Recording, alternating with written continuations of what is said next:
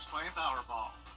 And this year winning numbers 43, 9, and we'll round it out tonight with the number 26. And tonight's winning Powerball number, that is going to be 9. And your power play multiplier is 2. Chilly rain for us on Thursday. It's also going to be very cloudy and a big variety of temperatures, anywhere from the low 50s to upper 60s for highs. I'll have more details on the forecast coming up. Right now on News Channel 6 at 11, the holidays can be a tough time for those who've lost loved ones. How a local church is helping with grief. Also ahead, Columbia County still picking up the pieces from Hurricane Helene, as are we all. An update on the recovery process there, as Your News at 11 starts now. Live from Television Park, this is WJBF News Channel 6 at 11. Good evening, everybody. I'm Brad Means. Thanks for joining us as coverage you can count on begins with a program to make tough times a little bit easier. A local church focusing on grief recovery here at the holidays. Isabella Moody has the story. Cedar Creek Church offers Surviving the Holidays to help people prepare for the challenges this time of year can bring to those who are hurt or grieving. The program focuses on 2 areas, grief and divorce. The church's pastor says the program gives people a sense of hope during the holidays. Not everybody feels holly jolly at Christmas, and being around a lot of the festivities, being in a church service even sometimes, can be difficult and painful and really feel lonely and isolating. And what we've seen is this just offers a different, a gentler approach to just meet people where they are. The grief seminar is on Saturday, November 16th from 2 to 4 p.m. and is for those age 13 and older. The Separation and Divorce Seminar is Thursday, November 21st from 6 to 8 p.m. and is adults only. They do have child care available for free if it is needed. You also do not have to be affiliated with Cross Creek or a church to attend. People come in kind of lost, like, how am I going to do this holiday? How am I going to go through and entertain all these people or be around all these people? And so they leave just feeling a little bit better. I mean, we can't take what happened to them away, but we can give them a little hope for the future. The pastor told me he has always understood how these seminars help, but was able to really understand when his family lost a loved one. We lost our oldest son in 2018, and so we attended Grief Share for the first time, even though it's been offered here, and I'm the pastor. And to be honest with you, it's the kind of thing you just hate to go to. You don't really want to go. You don't want to have to be a part of this, but I have to be honest with you, I found it to be incredibly healing and helpful and very practical. You do not have to sign up to go, but it's highly encouraged. If you would like to sign up, you can find that on WJBF.com. In Aiken, Isabella Moody, WJBF News Channel 6. It is time now for our first check of the weather, and let's check in with our chief meteorologist, Jenna Petracci. Well, it was a nice day today. No rain. We had some clouds definitely move in during the evening hours, but that's about it. You're taking a look now at our Terry Lambert Hyundai Skyview cam in Wadesboro. Not much going on this evening. This morning it was pretty chilly, upper 40s when you were headed out the door, high of 66, so 10 degrees cooler than it was yesterday. And right now, our temperatures are in the 50s. 54 in Augusta, 53 in McCormick. Aiken, you're at 52. Swainsboro, 55. Gibson, you're at 53 and 51 in Saluda. Winds are coming in around 5 to 10 miles per hour from the northeast. Those are the sustained winds, but the gusts are currently up to around 20 to 22 miles per hour, especially in some of our northern and western counties. Edgefield, you're actually at 23 mile per hour wind gusts at the moment. So it is a breezy night, clouds across the board here. As we look to the west, we actually have a really big batch of rain. So all of this moisture moving in ahead of a cold front. Some strong storms here as well across Mississippi. We have the possibility of some heavy downpours at times, but really not expecting a big thunderstorm threat tomorrow. It's going to be very cloudy, and the chance of rain is high at 90%. It's just one day of it, though. This will be in and out by Friday. We're back to sunshine. Temperatures warming up a little bit again. Upper 60s as we go into the weekend. Coming up, I'll have a look at your full 10-day forecast, but back to you, Brad. All right, Jenna, thank you. A slow and steady process as we all recover from the hurricane and large amounts of debris removal. In Columbia County, there are about 12 times the amount of debris left over compared to the ice storm 10 years ago. Crews still on track, though, to complete their first sweep by Christmas. A National Weather Service report showed more than 200 homes in Columbia County were destroyed, 5,000 damaged. The school district is offering help for students who need it. If a student was impacted negatively, maybe they were displaced as a result of the storm, we encourage their families to reach out to the school administration, and we have all kinds of resources and things in place to help them out. Casada says every facility in the school district got some sort of damage, and they're working with insurance to try to fix everything now. Denmark, South Carolina getting big money to fix water issues. Bamberg County is going to receive $600,000 through a federal program that'll pay for water pressure repairs and address poor water quality. It'll improve drinking water, fire protection, and emergency services. Denmark recently just missed out on a major industry because of water issues. We want to get that taken care of.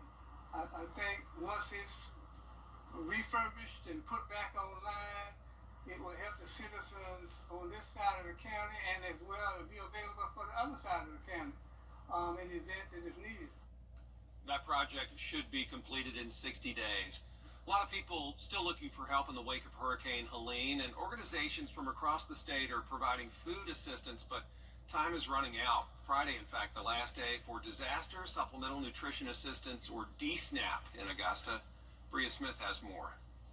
I was in line 5 minutes, and mine's on my card already. Just a truly blessing. The assistance is a one-time payment to low to moderate income households impacted by the hurricane. I actually saw people that really needed help really bad, and they came. As the storm subsided, and people actually helped each other to get back started from where they, so much was messed up. You're expected to meet the financial eligibility requirements, have suffered disaster-related loss to property or income, and more. It's pretty easy. You come in and you tell them where you're going to register, or if you're already registered, and they help you fill it out if you need help filling it out, and then they put you in line. So it's kind of quick, simple. Everyone was nice and pleasant. Those who have already come out say they're grateful. And I took 5 minutes to walk to. It really didn't take 5 minutes, a couple seconds.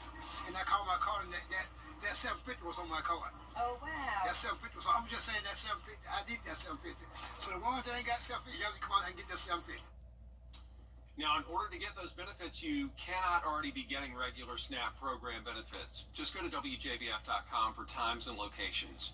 Our proposed new trash fee in Augusta already causing sticker shock, and it's before the end of the year. Still ahead, a fun way to get together. We do a little book talk. We'll hear from some writers after the break. And we'll have the wedge set up tomorrow, so that means it will be cloudy, damp, and much cooler. Highs anywhere from the low 50s to upper 60s, and then a warmer weekend ahead. We're also watching the tropics. That could bring some impacts to the United States next week. I'll have the latest when we return. Are you ready to Quick. Over the years, thousands of people have gotten their hands on one. And who knows, you could be next. Win your very own Good Morning Augusta coffee mug at WJBF.com/coffee club. Sponsored by Honda Cars of Aiken. The News Channel 6 mobile app is now even better. Download it today. The live Viper 6 Skyview Network, sponsored by Terry Lambert Hyundai. Now, your most accurate forecast with WJBF Live Viper 6. Welcome back, and thank you for joining us on this Wednesday evening. You're taking a look at our Terry Lambert Hyundai Skyview cam outside the station. It's cloudy and cool. Temperature of only 54 degrees. East wind of 5 miles per hour. Dew point of 42. Visibility okay at 10 miles still. Really not expecting any fog tomorrow, but it will be super cloudy and also very damp. Widespread rain will be moving in shortly. Right now, our temperature is anywhere from around 51 to 55 degrees. You can see the cloud cover all across the area, and rain is knocking on our door. So Wilkes County, you'll be up first when it comes to some isolated shower activity tonight. As we zoom out here, you can see there's a lot more rain to come. Some strong storms over there in Mississippi and Alabama. All of this will be weakening, so for the most part, it's going to be a light rain. A lot of it just drizzle at times tomorrow, but we can't rule out some heavier downpours here and there, maybe some very weak thunderstorms, but we're not seeing any threat of severe weather, no threat of flooding, so this will be nothing like what we had last week. We have this high pressure in control as well along the East Coast. That will continue to drive in a northeast wind with the cooler air, but then we have the southerly flow of moisture ahead of this system. So this puts us in the wedge setup. It happens all the time around here, and we see temperatures all over the place from the low 50s to the upper 60s, even 70s down in southern Georgia. For Augusta's forecast, we'll be starting out at 50 in the morning, climbing to only around 60 in the afternoon, so not a big difference between the morning hours and the afternoon hours.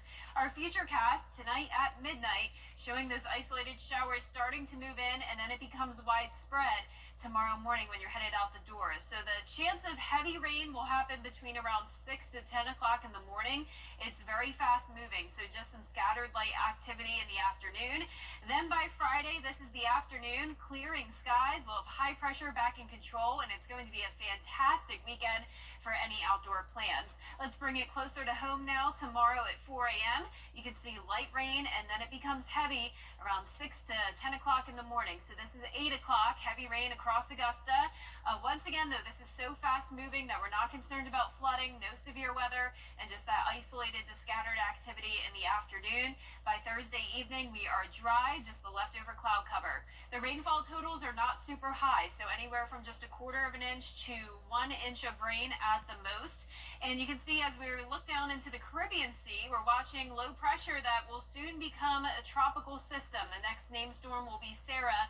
Notice the latest track takes it into the Yucatan Peninsula. Most likely, this is a very large cone of uncertainty, though. Keep in mind, if it goes on that northern track into the warm waters of the Caribbean Sea, it's possible it could get stronger, and then we could see a hurricane even move into Florida next week. But this is nothing to panic about at the moment. We will keep you updated. A lot of opportunity for this to still change. If it takes that northern track, then it will be a weaker system. We do have the chance of seeing maybe a little bit of rain from it next week, but once again, we'll keep you updated. Lows tonight are going to be in the upper 40s to low 50s. Highs tomorrow in the low 50s to upper 60s. Other than that, it'll be dry into the weekend and warming up a bit. Back to you, Brad. All right, thanks a lot, Jenna. A couple of best-selling authors entertaining readers at a book signing and luncheon today in Augusta. Beatrice Williams and Karen White, who have dozens of novels under their belts, are on a book tour promoting their newest release, An Author's Guide to Murder. It's a collaboration with another New York Times bestseller, Lauren Willig. The three popularly known as Team W. White says book tours are challenging because of all the travel, but the reward comes from being with her co-writers and meeting their fans. Traveling is hard. I don't think we're going to mince words there, but what makes it all worthwhile is meeting our readers because they are just so enthusiastic about, some of them have like read little snippets, or some of them is like, I got it last night, I read it already, and oh my gosh, and that is the highlight, is to know that all this hard work is so loved and appreciated by our readers. And you can pick up the book, An Author's Guide to Murder, at the Book Tavern or any other bookstore or online seller. Still ahead, President-elect Trump and President Biden meeting first. Tickets on sale now at Ticketmaster.com. You can't always choose the weather, but you can choose your weather app. Go with the most accurate and most trusted, the Live 536 mobile app. Download it today. The Scholar Athlete Awards are brought to you by Jefferson Energy Cooperative, Rebath of Augusta, McDonald's, and WJBF News Channel 6. Now, WJBF sports coverage you can count on. The Augusta women's basketball team hosted Newberry College for their home opener as they look to remain undefeated this season. An exciting night inside Christenberry Fieldhouse. In the first half, Autumn Phillips drives and kicks it out to Monet Florence. From long distance, she drains the three-pointer and the Jags lead 5-0. On the break this time, it's Jabria Fullwood getting the lay-in. Jags finding their shot. Then the game tied at 5. On the run, it's Autumn Phillips. She misses, but no worries because Fullwood is there to clean it up for 2 more. Jags retake the lead. Next possession, this time hitting from the outside from the foul line area. It's Elise Autry getting the bucket to fall. Augusta gets the win 61-34. Head coach Celeste Stewart very pleased with her team's defensive performance. Defense is our juice, so we got to keep working on that and continue to turn people over because that's what we do best.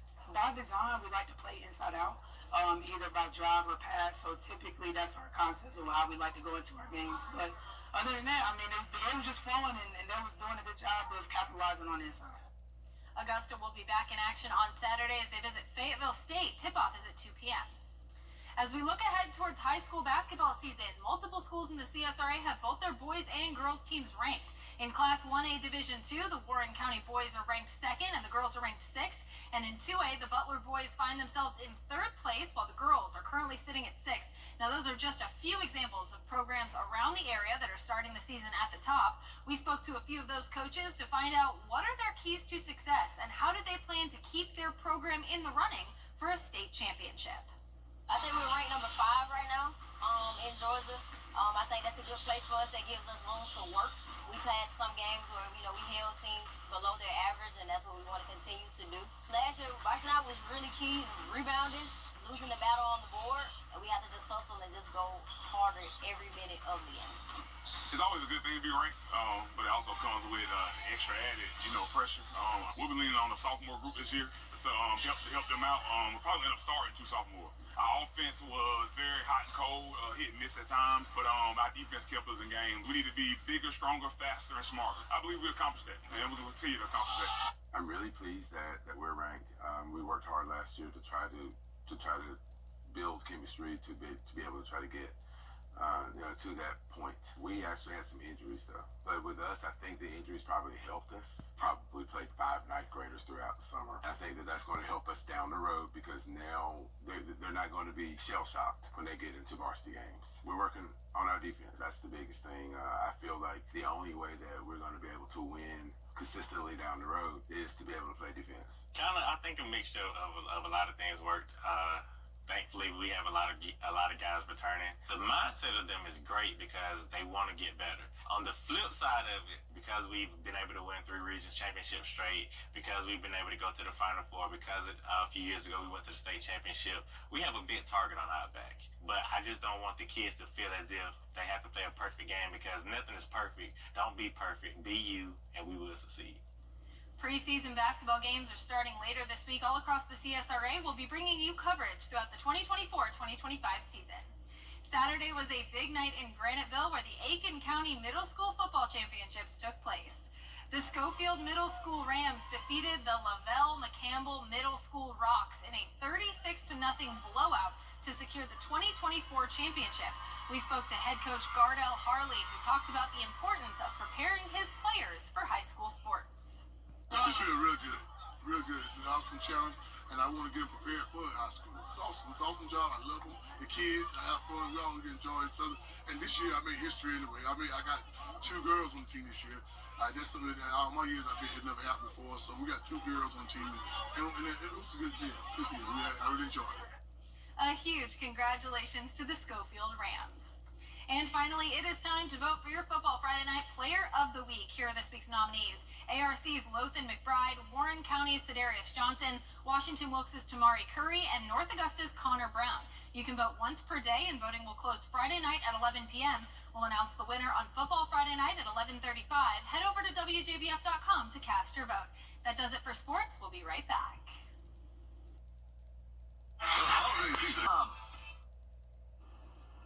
Here's the final look at your 10-day forecast. 90% chance of rain tomorrow, starting early in the morning. Low of 50, high of only 61. Warming up a little bit on Friday, back to sunshine and a beautiful weekend in store. Next week, we'll start out warm and then another cool down with some slight rain chances. All right, Jenna, thanks a lot. We do appreciate it. Thanks so much for joining us, and we hope you have a good rest of your night. See you tomorrow.